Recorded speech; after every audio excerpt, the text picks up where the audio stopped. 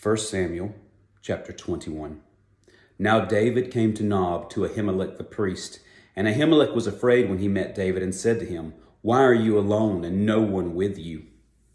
So David said to Ahimelech the priest, "The king has ordered me on some business and said to me, 'Do not let anyone know anything about the business on which I send you or what I have commanded you. And I have directed my young men to such and such a place.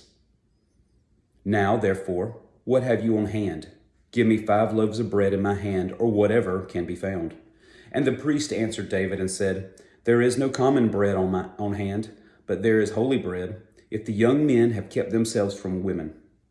Then David answered the priest and said to him, "Truly, women have been kept from us about 3 days since I came out, and the vessels of the young men are holy, and the bread is in effect common, even though it was consecrated in the vessels this day."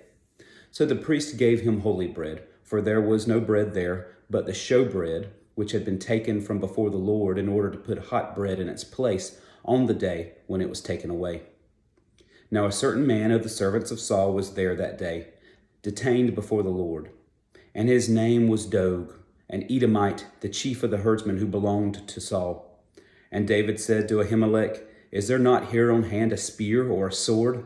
For I have brought neither my sword nor my weapons with me, because the king's business required haste."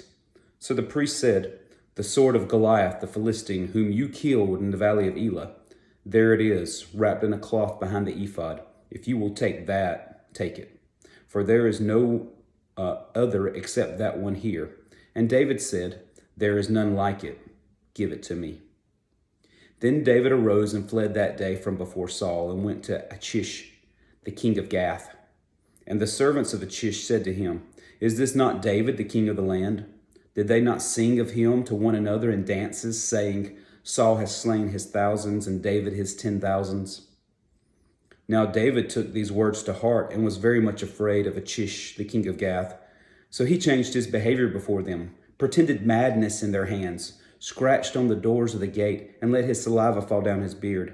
Then Achish said to his servants, "Look, you see the man is insane. Why have you brought him to me? Have I need of madmen that you have brought this fellow to play the madman in my presence? Shall this fellow come into my house?"